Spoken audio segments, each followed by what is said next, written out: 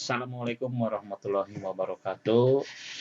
Selamat bertemu kembali anak-anakku kelas 7 di pembelajaran IPS.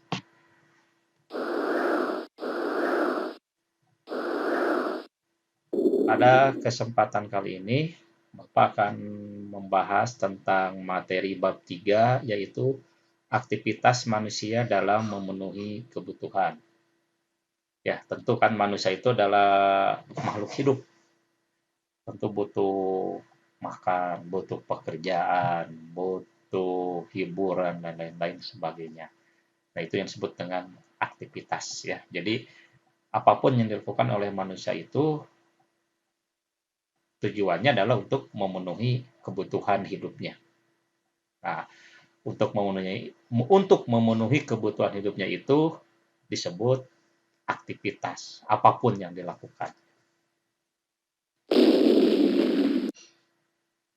Nah, dalam kesempatan kali ini yang akan kita bahas di pertemuan ini, yang pertama adalah kelangkaan, yang kedua kebutuhan, dan yang ketiga adalah tindakan, motif, dan prinsip ekonomi. Silahkan kalian ikuti dan pahami ya, karena ini adalah konsep-konsep dasar yang nanti di kelas 8, di kelas 9, di SMA, dan selanjutnya akan berhubungan, akan berkaitan. Jadi konsep-konsep ini harus kalian kuatkan, kalian pahami. Jangan sampai salah paham ya, salah pengertian. Pertama adalah tentang kelangkaan sebagai permasalahan ekonomi. Kalian sering dengar ada barang yang mahal dalam saat-saat tertentu. Bahkan mungkin barangnya tidak ada atau langka. Nah, itu yang menyebabkan timbulnya permasalahan-permasalahan, sehingga untuk mendapatkan barang tersebut masyarakat biasanya melakukan apapun, bahkan kejahatan pun dilakukan karena barangnya memang langka sementara dibutuhkan oleh banyak orang. Kita mulai ya. Setiap wilayah yang ada di Indonesia itu memiliki kekayaan dan potensi alam yang berbeda. Misalnya Jawa Barat dengan Jawa Tengah, dengan Sumatera Barat, dengan Sulawesi, dengan Papua, itu memiliki ciri khas dan keunggulan tersendiri yang tidak ada di daerah lain. Ya, jadi kekayaan alamnya tentu akan berbeda-beda, walaupun ada yang sama, tapi samanya itu mungkin jumlahnya yang berbeda atau kualitasnya yang berbeda. Jadi sumber daya alam ini tidak merata di antar wilayah, makanya menimbulkan kelangkaan komoditas tertentu. Contoh misalnya, di Jawa itu kan tanahnya subur dan menghasilkan sayur-sayuran yang sangat baik kualitasnya. Sementara misalnya di Kalimantan, mungkin sayur-sayuran itu mungkin akan berbeda ya, sehingga harganya juga tentu akan berbeda. Termasuk di daerah lain, sehingga mereka atau wilayah tersebut mendatangkan sayur-sayuran di daerah lain. Nah, karena mendatangkan tentu kan ada perbedaan harga. Ya, harga di Jawa, harga di Kalimantan, di Papua itu berbeda. Hanya satu komoditas saja yaitu sayuran. Belum komoditas lain yang menjadi keunggulan Kalimantan misalnya kayu. Tentu mereka akan dengan mudah mendapatkan kayu yang bagus-bagus. Nah, lalu didatangkanlah ke Jawa, tentu harganya akan berbeda. Jadi banyak ya, banyak komoditas itu barang ya, barang yang berbeda karena memang tiap wilayah mempunyai sumber daya alam yang berbeda itu ya. Jadi karena berbeda maka akan timbul kelangkaan di wilayah yang tidak ada, tapi di wilayah yang lain banyak melimpah. Misalnya ikan, sayuran tadi, atau barang-barang hasil perusahaan, teknologi, kalau tadi kayu, hewan-hewan, hasil laut, dan lain sebagainya. Tentu ada yang banyak, ada yang kurang, ada yang bahkan tidak ada. Maka ada yang langka, ada yang tidak. Jadi tidak merata ya sumber daya alam di suatu wilayah. Nah, kelangkaan itu dapat terjadi karena sumber daya yang tersedia tidak sebanding dengan kebutuhan. Ya, tidak terpenuhinya kebutuhan manusia berarti munculnya masalah pemenuhan kebutuhan. Nah, ini disebut dengan masalah ekonomi. Jadi, manusia itu kebutuhannya, keinginannya tidak terbatas. Selalu ingin, selalu butuh untuk dipenuhi. Sementara alat pemenuh kebutuhannya terbatas. Ingat ya, sekali lagi. Manusia itu kebutuhannya sangat banyak atau disebut tidak terbatas. Sementara alat pemenuh kebutuhannya terbatas. Jadi apa yang terjadi? Alat pemenuh kebutuhannya terbatas, sementara kebutuhannya banyak, dan banyak orang yang butuh alat itu, maka mereka melakukan berbagai cara untuk mendapatkan kebutuhan itu. Sehingga barang yang ada atau disebut dengan alat pemenuh kebutuhan, barang dan jasa, itu menjadi mungkin kurang. Karena kurang, bisa saja jadi harganya mahal. Karena terus-terusan dipakai, menjadi langka. Ya. Nah, itu timbulnya kelangkaan itu seperti itu. Barangnya terbatas, sementara kebutuhan manusia tidak terbatas. Maka timbullah harga yang mahal, harga yang murah, bahkan ada yang barangnya tidak ada, langka ya. Nah, ini sering terjadi di saat-saat tertentu. Misalnya harga cabai sekarang mahal, padahal beberapa bulan yang lalu tidak semahal sekarang ya. Sekarang harga cabai mahal. Kenapa? Nah, itu yang harus kita ketahui. Mungkin karena gagal panen, karena musim hujan sehingga cabainya itu busuk-busuk, atau mungkin ada hal-hal lain ya, hal-hal teknis lain, misalnya karena transportasinya yang mahal sehingga harga cabai pun terimbas dengan mahal. Banyak ya, banyak faktor yang mempengaruhi harga cabai menjadi mahal. Misalnya lagi pada saat puasa dan hari raya Idul Fitri itu kan harga-harga barang suka naik. Kenapa? Karena banyak permintaan, banyak yang butuh, sementara barang tidak mencukupi. Nah, karena barang tidak mencukupi, biasanya hukum ekonomi itu seperti itu. Karena banyak permintaan, maka barang akan naik harganya, karena banyak dibutuhkan. Tapi kalau tidak banyak permintaan, barang akan turun harganya. Ya, jadi itu yang harus kalian pahami. Jadi kelangkaan itu terjadi karena tadi ya, karena banyak yang butuh sementara alat pemenuh kebutuhannya tidak mencukupi. Nah, kebutuhan manusia yang tidak terbatas, sedangkan alat pemenuhan kebutuhan itu terbatas, maka menimbulkan masalah ekonomi karena barang dan jasa yang sangat terbatas tadi. Kelangkaan sumber daya dibandingkan kebutuhan manusia akan menyebabkan kurangnya atau tidak terpenuhinya sebagian atau seluruh kebutuhan untuk hidup. Nah, tadi sudah Bapak jelaskan ya. Karena kurang, maka kebutuhan manusia itu tidak terpenuhi. Contoh tadi kan cabai, sekarang cabai mahal. Ya udah yang tidak punya uang yang cukup mungkin tidak akan beli cabai, akan cari pengganti lain. Atau misalnya pada saat lebaran pada naik-naik kan harga ya, beras, terus ya sembako lah ya, bahan-bahan pokok dan lain sebagainya. Itu karena banyak permintaan sehingga barang menjadi kurang, akhirnya jadi langka. Maka karena langka, kebutuhan manusia ada yang tidak terpenuhi. Jadi apa itu kelangkaan? Nah, ini sudah jelas ya. Kelangkaan itu kan disebabkan ketidakseimbangan antara kebutuhan dan ketersediaan alat pemuas atau pemenuh kebutuhan.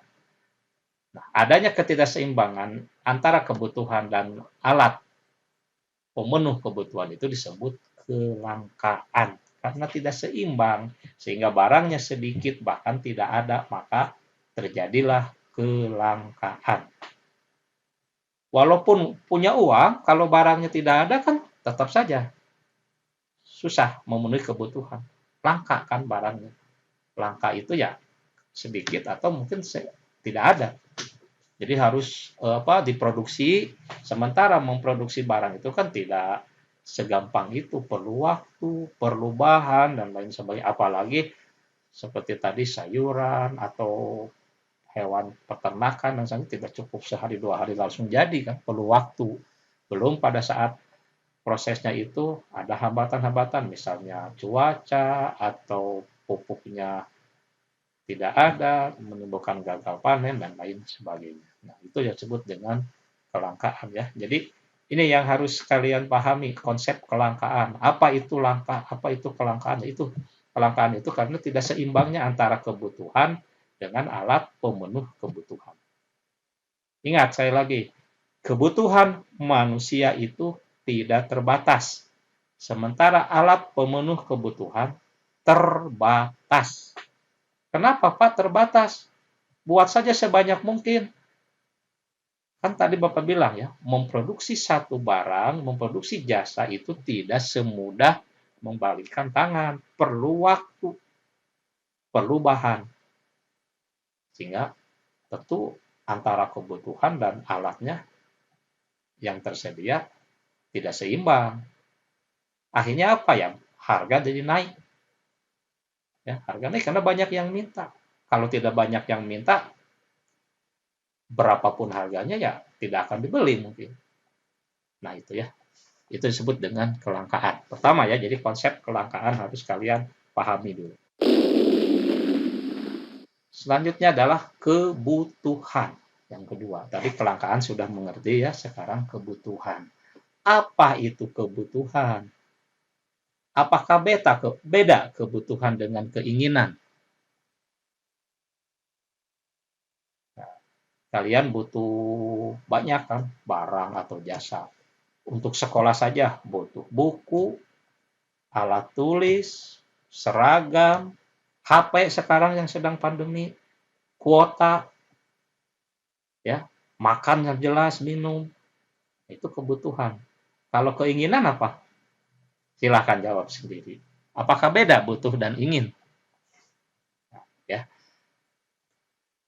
kebutuhan itu apa sih? Nah ini silakan matikan ya. Jadi Bapak minta definisi kebutuhan dan definisi kelangkaan tadi, silakan kalian buat sendiri. Menurut kalian itu apa kelangkaan? Menurut kalian itu apa kebutuhan? Ya, tidak sama pun tidak masalah. Beda kata, beda kalimat tidak masalah. Yang penting maksudnya sama, maknanya sama.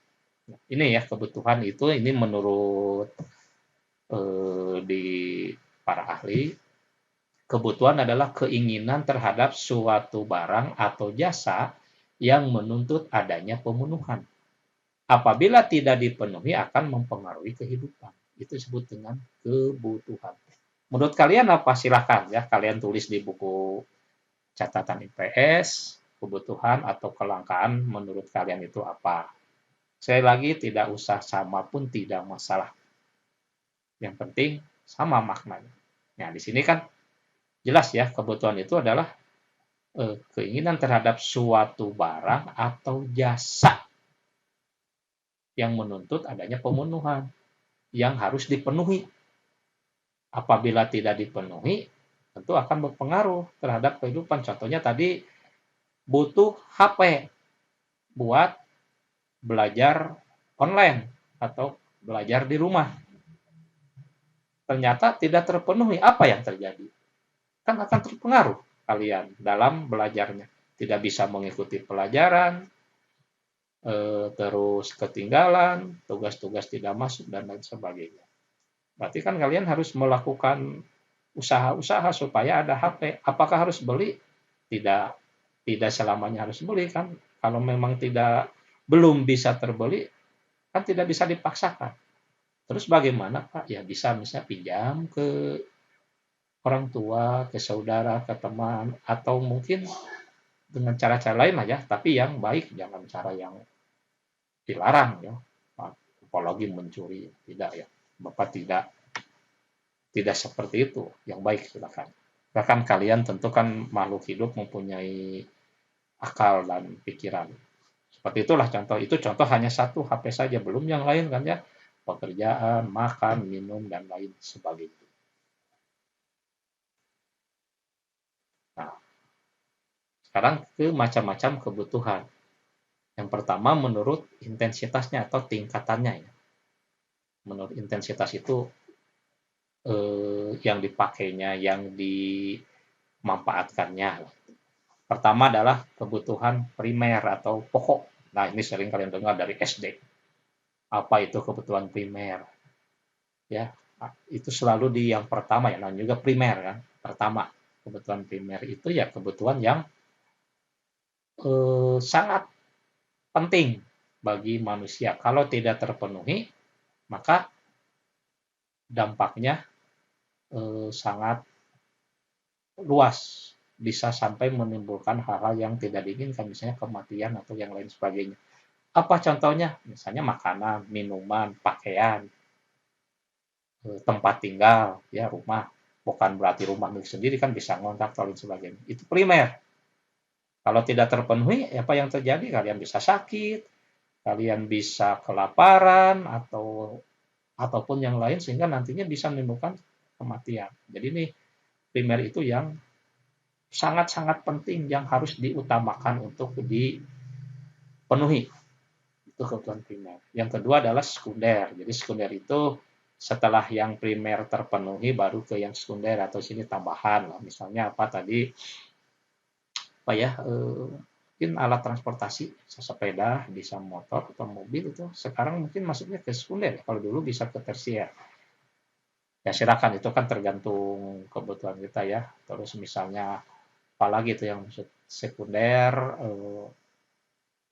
misalnya kursi atau meja itu kan sekunder, kalaupun tidak terpenuhi kan kalian bisa duduk di lantai sebelum adanya kursi itu. Yang ketiga adalah kebutuhan tersier atau ya barang mewah lah. Ya tadi mobil kan bisa masuk ke tersier atau bisa sekunder sih tergantung zaman ya. Kalau dulu tersier. Atau misalnya rumah yang banyak lebih dari satu itu bisa ke tersier atau apapun lah ya yang memang sudah terpenuhi primer dan sekundernya disebut tersier. Yang B, macam-macam kebutuhan menurut sifat.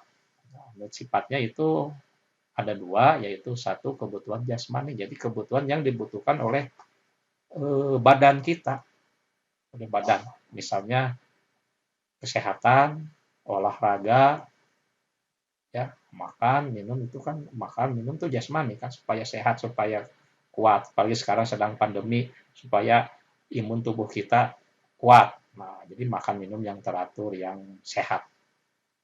Kedua adalah kebutuhan rohani, berarti yang di dalam, yang raga, yang jiwa dalam, biasanya dengan hati, dengan pikiran. Ya.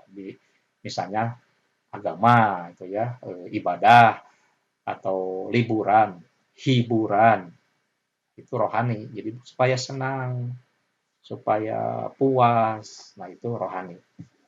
Banyak ya contohnya, silahkan kalian cari. Yang C adalah kebutuhan menurut waktu penggunaannya. Ya. Menurut waktu penggunaannya itu satu kebutuhan sekarang. Jadi kebutuhan yang harus dipenuhi ya saat ini juga. Misalnya tadi makan, minum, itu kan sekarang. Pakaian. Nah, yang kedua masa yang akan datang. Jadi kebutuhan ini untuk persiapan di masa yang akan datang, di masa depan, tapi pemenuhannya dari sekarang prosesnya. Contohnya sekolah kalian kan, kalian dari sekarang sekolah untuk apa ya? Untuk masa depan atau menabung. Menabung kan dari sekarang kalian nabung sedikit sedikit. Untuk apa ya? Untuk yang akan datang, misalnya untuk biaya sekolah nanti, untuk membeli hal-hal yang kalian butuhkan nanti dan sebagainya. Itu yang akan datang ya.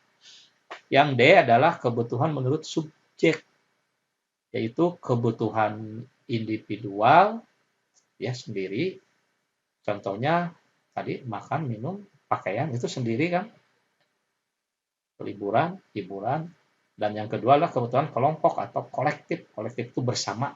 Misalnya pendidikan, sekolah itu kan bersama, didirikan oleh sekolah di tempat-tempat ini yang dulunya tidak ada untuk memenuhi kebutuhan bersama, atau misalnya tempat ibadah itu kan bersama ya, masjid, gereja, wihara, kelenteng dan lain sebagainya, itu untuk kebutuhan kelompok atau kolektif. Dan banyak lagi, pasti kalian lah sudah ada di pikiran apa itu contoh-contohnya, yaitu adalah macam-macam kebutuhan. Yang ketiga, alat pemenuh kebutuhan. Nah, dari tadi kan Bapak suka menyinggung, ada kebutuhan, ada alat pemenuh kebutuhan, atau istilah lain alat pemuas kebutuhan ya, sama saja ya, alat pemenuh kebutuhan. Apa itu alat pemenuh kebutuhan? Ini ya. Jadi alat pemenuh kebutuhan itu adalah barang dan atau jasa yang digunakan untuk memenuhi kebutuhan manusia. Ingat, barang dan atau jasa. Apa bedanya barang dan jasa?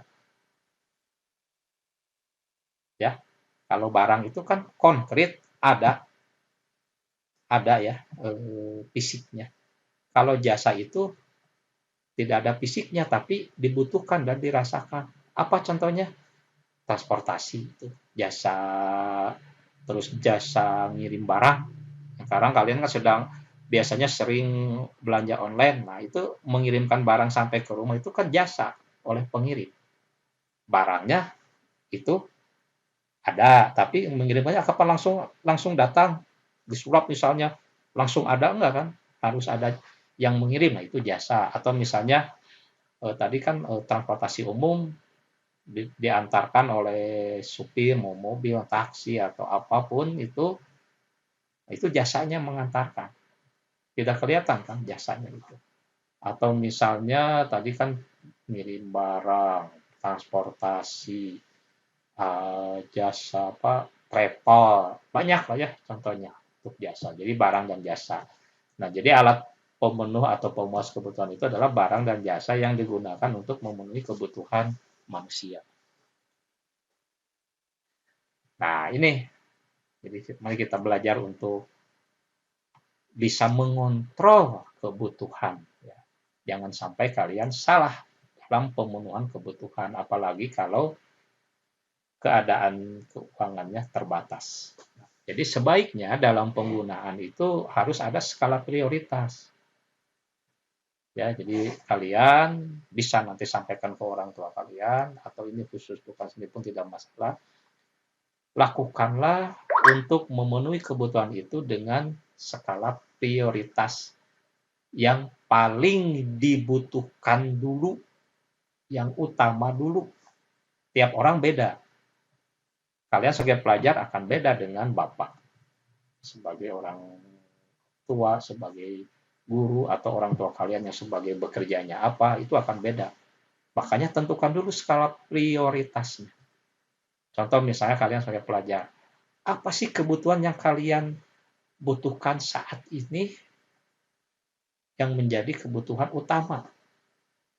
Pasti Bapak yakin kalian itu kan butuh main game, HP, makan, minum, pakaian, belum beli alat kecantikan untuk perempuan, untuk laki-laki mungkin apalah itu ya. Tapi kalian silakan lakukan skala prioritas dulu. Yang paling diutamakan dululah yang dipenuhi. Kecuali kalau kalian uangnya tidak terbatas banyak ya terserah. Tapi kalau keterbatasan ya prioritaskan dulu yang paling kalian butuhkan. Silakan atur yang mulai diurutkan dari yang utama sampai bawah. Misalnya nomor 1 sekarang sebagai pelajar apa? HP. Taruh nomor 1. Terus apa lagi? Pulsa, internet. Taruh nomor 2. Apalagi? Pulsa main game. Nomor berapa itu? Apakah nomor 3 atau di bawah? Kalau tidak main game kan tidak apa-apa ya, tapi kalau kalian tidak bisa mengikuti sekolah bagaimana? Nah, itu maksudnya ya. Jadi harus diprioritaskan dulu yang paling utama. Buat dulu daftarnya, diurutkan daftar kebutuhannya ya dari yang paling utama sampai yang tuh. Jadi kalian urutkan dulu kebutuhannya apa yang kalian butuhkan sekarang, tulis lalu diurutkan dari yang prioritas sampai yang terbawah. Jadi nanti kalau ada uang, kalau ada rezeki, jadi yang nomor satu dulu dipenuhi. Nanti urut nomor dua selanjutnya. Seperti itu ya yang disebut dengan skala prioritas. Silakan kalian mulai dari sekarang mencoba menyusun skala prioritas yang kalian butuhkan untuk bisa dipenuhi. Karena ya itu tadi, karena kebutuhan manusia itu tidak terbatas, jadi ya harus ada skala prioritas. Uang kita kan terbatas, uang orang tua kalian juga terbatas. Jadi lakukanlah skala prioritas. Jangan memaksakan. Misalnya ingin internet atau kuota game, tapi tidak ada uang, orang tua tidak ngasih. Wah, lalu kalian apa melakukan hal yang tidak baik? Jangan ya. Jadi harus harus mengerti, harus bisa memahami, harus ada skala prioritas. Nah, sekarang ke macam-macam alat pemenuh kebutuhan. Pertama, menurut kelangkaannya. Ada barang ekonomis dan barang bebas. Barang ekonomis itu barang yang didapatkannya dengan pengorbanan, biasanya dengan mengeluarkan uang, beli. Apa contohnya? Ya tadi beras, air minum, HP, kuota internet. Itu barang ekonomis, mendapatkannya harus dengan pengorbanan, diantaranya dengan membeli. Kenapa menjadi barang ekonomis? Ya karena memang terbatas kan kebutuhan, sementara yang butuh banyak. Itu tadi tadinya hukum ekonomi, maka ada harga, ada istilah ada barang, ada harga. Nah, itu ya jadi itu ekonomis. Yang kedua adalah barang bebas, yang mendapatkannya tidak melakukan pengorbanan yang banyak ya. Contohnya apa ya itu? Oksigen, udara, itu kan bebas, tidak beli kan kalian. Sambil tidur pun kalian kan memanfaatkan oksigen, tidak terpikirkan kan. Ya itu barang bebas namanya. Ada lagi yang lain barang bebas? Ada, silakan cari ya. Kedua, menurut hubungannya dengan barang lain, ya. Hubungannya dengan barang lain, satu adalah barang substitusi atau pengganti. Jadi barang ini adalah karena banyak yang butuh sehingga ketersediaannya tidak tercukupi, maka carilah pengganti yang fungsinya sama. Itu yang disebut dengan barang substitusi atau pengganti. Contohnya apa? Barang pengganti itu yang fungsinya sama. Nah, banyak itu ya contohnya, misalnya eh, tadi kan HP lah. HP kalian inginnya HP yang merek ini dengan spek seperti ini, tapi karena mungkin HP-nya tidak ada atau mungkin keuangannya belum mencukupi, carilah HP lain yang fungsinya sama walaupun speknya beda, tapi kalian bisa memakainya sama lah, bisa nelpon, bisa WA, bisa untuk mengikuti pelajaran. Nah, itu contoh satu. Contoh lain, misalnya apa ya? Misalnya ke masjid, kalian misalnya butuh sarung, tapi karena sarung tidak ada, ya pakai celana panjang aja. Itu kan sama fungsinya. Untuk sholat bisa menutup aurat, ya. Banyak lah ya contoh-contoh lain yang menjadi barang pengganti. Sekarang kan ada pemanis, misalnya gula. Untuk mengganti gula kan ada yang tadi apa gula yang dari jagung itu kan sekarang dijual juga. Itu kan pengganti, substitusi. Banyak ya, silahkan cari ya.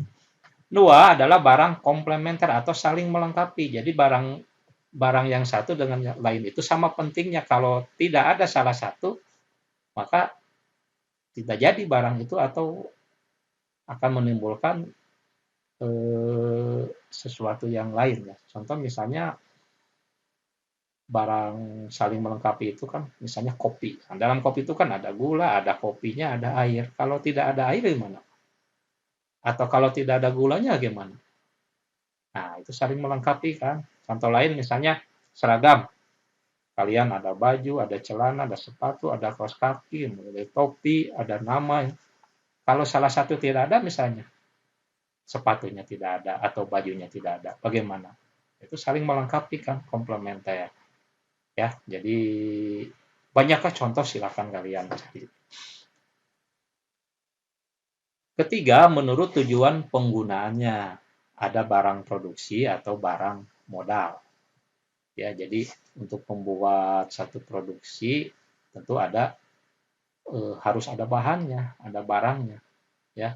Disebut dengan barang modal, produksi modal untuk membuat satu produksi. Dan yang kedua ada barang konsumsi, ya barang yang sudah jadi dipakai dan kalian sering melakukannya. Keempat, menurut proses pembuatannya ada barang mentah. Ini barang mentah itu barang yang belum jadi, yang harus diproses dulu. Yang kedua barang setengah jadi yang sedang dilakukan proses. Dan ketiga barang jadi. Contohnya misalnya di perusahaan, di pabrik sepatu misalnya. Barang mentahnya apa? Kain, terus tali, sol, itu barang mentah. Setengah jadinya pada saat dibuat, dirakit, disatukan, baru jadi sepatu, baru bisa dipakai. Itu contoh ya, sepatu. Contoh lain makanan. Misal kalian ingin membuat kue, barang mentahnya kan ada terigu, ada telur, ada air, dan sebagainya. Lalu diproses menjadi setengah jadi. Setelah matang, bisa dikonsumsi, itu barang jadi. Keempat, tindakan, motif, dan prinsip ekonomi. Nah, ini juga adalah konsep yang harus kalian pahami, kalian kuasai, karena akan selalu dipakai. Ada tindakan ekonomi, ada motif ekonomi, ada prinsip ekonomi.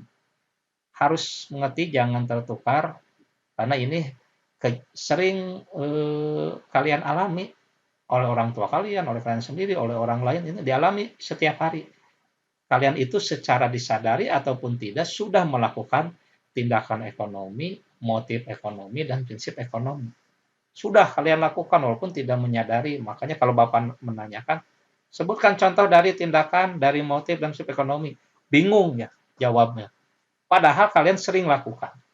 Nah, itu mungkin karena belum mengerti apa itu tindakan, apa itu motif, apa itu prinsip. Ya. Kita bahas, pertama adalah tindakan ekonomi, yaitu segala kegiatan manusia untuk memenuhi berbagai kebutuhan hidupnya. Sekali lagi, segala kegiatan manusia untuk memenuhi berbagai kebutuhan hidupnya, itu disebut tindakan. Misalnya, kalian makan, itu tindakan.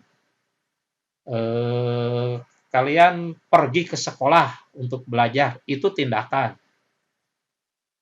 Ya, terus kalian belanja ke warung dekat rumah atau belanja ke mall, belanja ke Alfa, ke Indomaret dan sebagainya. Itu adalah tindakan ekonomi. Ya, jadi apapun yang kalian lakukan untuk memenuhi kebutuhan itu disebut tindakan. Gampang ya? Apapun yang kalian lakukan ya itu tindakan ekonomi walaupun kalian tidak menyadarinya.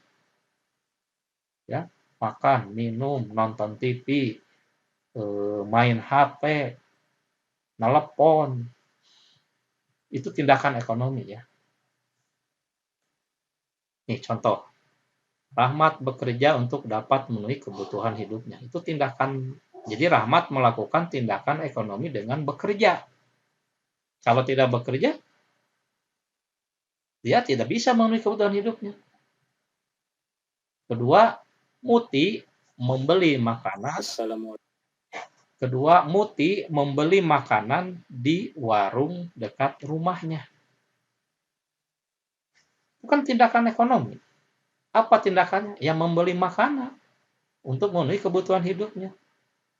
Kenapa sih di warung dekat rumahnya? Nah, itu nanti ada prinsip ekonomi. Kenapa sih tidak ke warung yang lain yang agak jauh atau bagaimana? Nah, itu nanti kita lihat ke prinsip ekonomi. Tapi yang disebut tindakannya itu membeli makanan. Tadi Rahmat tindakannya yaitu bekerja. Terus ya, silahkan kalian cari contoh-contoh lain supaya lebih dipahami. Selanjutnya yang kedua itu motif ekonomi, yaitu keinginan atau alasan yang mendorong manusia untuk melakukan tindakan ekonomi. Hubungan tadi kan dengan tindakan. Jadi sekali lagi ini jangan tertukar ya antara tindakan dan motif. Motif itu adalah alasan. Kenapa sih kamu bekerja? Kan bekerjanya itu tindakan ekonomi. Alasan bekerjanya apa? Itu adalah motif. Misalnya tadi Rahmat bekerja untuk memenuhi kebutuhan hidup. Alasan bekerja apa Rahmat? Ya untuk memenuhi kebutuhan hidup. Itu sebut motif. Ya, jadi motif itu keinginan atau alasan. Ya, kalian sering dengar kan misalnya ada perampokan, ada pencurian, ada pembunuhan. Kan polisi sering mengatakan motifnya apa sehingga dia melakukan pencurian. Motifnya apa sehingga ada pembunuhan. Misalnya yang mencuri, apa motif kamu mencuri? Karena saya tidak punya uang untuk beli makanan sehingga mencuri. Nah, itu kan motif. Jadi alasan keinginan. Ya, seperti tadi Rahmat, tindakan ekonominya kan bekerja. Motifnya apa bekerja? Untuk memenuhi kebutuhan hidup. Tadi motif belanja. Tindakannya kan belanja. Motifnya apa belanja? Ya untuk memenuhi kebutuhan hidup juga, untuk makan. Ya, jelas ya, jadi jangan sampai tertukar antara motif dan tindakan. Nah, jadi di motif itu ada 4 macam motif ya. Yang pertama adalah motif untuk memenuhi kebutuhan. Namanya tadi kan Rahmat bekerja, motif belanja untuk makan, itu memenuhi kebutuhan. Banyak ya. Biasanya ini yang paling banyak adalah untuk memenuhi kebutuhan. Kedua adalah motif berbuat sosial.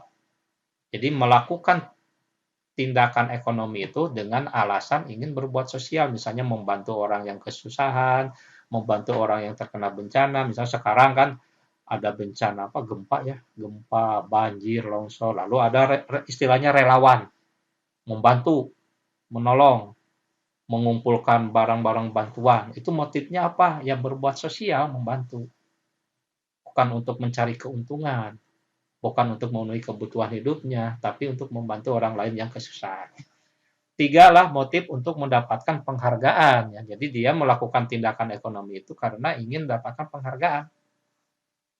Ya misalnya berbuat sosial atau membantu ke sana ke sini, mendirikan panti, mendirikan apa, karena karena ingin dapat penghargaan dari siapa? Dari masyarakat, dari pemerintah, dari orang lain, pokoknya itu ada ya. Dan yang keempat, motif untuk memperoleh kekuasaan. Jadi dengan melakukan tindakan itu dia ingin menjadi ingin memperoleh kekuasaan, misalnya ingin menjadi eh, ketua RW atau bupati atau gubernur atau bahkan presiden dengan melakukan tindakan ekonomi, misalnya dia belusukan, membagi-bagikan ini, membantu memberikan uang untuk membangun jalan sebagainya. Ada tujuan supaya terpilih menjadi kepala desa misalnya. Nah, itu adalah motif untuk memperoleh kekuasaan. Jelas ya. Yang paling banyak nomor 1 ya. Itu semua melakukan. Contoh motif ekonomi. Seorang petani tekun dan rajin agar panennya berhasil dengan baik. Motifnya di mana? Tindakan ekonominya apa? Tindakan ekonominya dia kan eh, bekerja dengan tekun dan rajin. Itu tindakan ekonominya. Motifnya kenapa dia tekun dan rajin? Agar panennya berhasil dengan baik. Itu motifnya, alasannya. Kedua, pengusaha mempromosikan produknya di televisi agar produknya laku. Tindakan ekonominya apa yang dilakukan oleh pengusaha? Mempromosikan produk. Ya, lewat TV, lewat radio, lewat media online, dia promosikan barangnya. Ini barang saya bagus, bisa bermanfaat untuk ini. Apa sih motifnya dia mempromosikan barangnya? Supaya laku. Gas ya, banyak contoh lain silahkan kalian cari. Dan yang selanjutnya yang ketiga adalah prinsip ekonomi. Nah, ini sering kalian mungkin dengar dari dulu dan sering dilakukan sebenarnya. Selain tindakan, prinsip, dan motif, itu semua sering kalian lakukan walaupun tidak disadari lah. Sekarang ke prinsip ya. Ada beberapa pengertian. Pertama adalah prinsip ekonomi itu usaha untuk mendapatkan hasil tertentu dengan pengorbanan sekecil mungkin. Kedua, dengan pengorbanan yang kita keluarkan untuk mendapatkan hasil yang sesuai dengan diharapkan. Tiga, berusaha dengan alat yang tersedia untuk memperoleh hasil yang maksimal.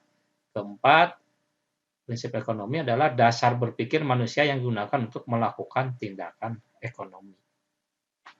Nah, mungkin kalian bingung ya, satu sajalah, semuanya itu sama sih maksudnya, makna.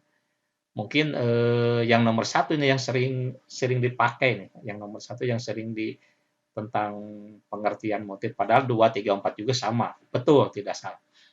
Ya, jadi kita pakai yang pertama dulu saja ya. Prinsip ekonomi adalah usaha untuk mendapatkan hasil tertentu dengan pengorbanan yang sekecil mungkin. Itu prinsip ekonomi. Contohnya di kehidupan sehari-hari apa? Misalnya kalian beli HP, ingin spek yang bagus, terbaru, mereknya terkenal, tapi ingin murah. Berarti kalian sudah melakukan prinsip ekonomi. Bagaimana caranya supaya dapat yang murah? Lakukanlah tindakan ekonomi. Misalnya, mencari dulu info di internet, lihat di toko-toko online, Tokopedia, Shopee, Lazada, dan dilihat, dibanding-bandingkan harganya. Misalnya HP apa ya, Samsung yang terbaru. Lihat di Tokopedia, oh harganya segini. Lihat di Shopee, harganya segini. Di Lazada segini. Akan ditemukan harga yang termurah. Nah, baru kalian beli. Itu prinsip ekonomi yang kalian pakai. Contoh lain tadi, belanja makanan di warung terdekat. Kenapa sih tidak di warung yang jauh? Kalian sudah melakukan prinsip ekonomi. Saya akan beli yang terdekat. Kenapa? Kalau di terdekat, pertama tidak perlu ongkos, jadi tidak mengeluarkan biaya lagi. Kedua, tidak capek. Buat apa yang jauh-jauh, yang dekat juga ada. Nah, itu prinsip ekonomi yang kalian pakai kan. Padahal harganya sama dengan yang jauh, tapi tentu akan beli yang dekat. Kecuali kalau harganya beda, lebih murah yang jauh. Nah, itu silahkan kalian hitung-hitung. Dengan pergi ke yang jauh, dengan harga murah, apakah menguntungkan bagi kalian? Atau setelah dihitung-hitung, ternyata sama saja. Misalnya yang jauh harganya 5.000, yang dekat 6.000. Terus kamu ke yang dekat hanya jalan kaki, ke yang jauh harus pakai transportasi umum, misalnya nyewa ojek atau naik angkot, dihitung-hitung dengan ongkos lebih mahal. Udah aja lebih yang dekat. Nah, itu prinsip ekonomi yang kalian pakai. Apalagi banyak ya, misalnya dalam memilih sekolah, di sekitar rumah kalian itu sekolah ada 3. Tentu kalian akan milih yang lebih dekat, yang paling dekat. Kenapa? Karena supaya mudah nanti untuk aktivitasnya, supaya tidak mengeluarkan biaya ongkos dan lain sebagainya. Itu kalian akan mikir yang lain, banyak teman dan lain sebagainya. Itu prinsip ekonomi yang sudah kalian lakukan. Banyak ya yang contoh-contohnya, dan kalian pun pasti sudah melakukannya, mau disadari ataupun tidak. Jelas ya, jadi apa itu prinsip, apa motif, apa tindakan, bedanya di mana, jadi jangan sampai tertukar lagi. Dan itu sudah kalian lakukan sebenarnya. Ya. Contoh dari prinsip ekonomi, membeli barang yang bagus dan murah tadi. Ingin barangnya bagus tapi ingin murah, maka cari ke tempat-tempat lain, kan? Cari. Walaupun bedanya mungkin hanya sedikit, tapi kalian merasa bangga, udah mau murah. Saya mau murah beli buku di toko itu, mau buku berapa? 1.000. di toko yang satu mah hanya 1.500, bedanya hanya 500, tapi kan bangga sudah bisa mendapatkan barang yang murah. Cari lagi keliling-keliling, misalnya ke pasar ingin beli seragam, ke pasar ini harganya misalnya 70.000, pergi lagi ke pasar lain harganya 75, pergi lagi ke pasar yang lainnya lagi harganya 72.000. Wah, balik lagi ke pasar yang awal 70.000. Dapat, padahal bedanya hanya 3.000 dan 5.000. Setelah dihitung-hitung, ternyata kan capek beli minuman. Berapa harga minuman? Dihitung-hitung 70.000 dengan minuman 8.000, 78.000. Ya, jadi silakan itu prinsip ekonomi seperti itu, mencari barang yang bagus dengan pengorbanan yang seminimal mungkin. Itu prinsip ekonomi. Yang kedua adalah membuka tempat usaha dekat dengan lokasi bahan baku dan tenaga kerja. Tentu, misalnya membuat pabrik tentu akan lebih dekat ke bahan bakunya. Misal eh,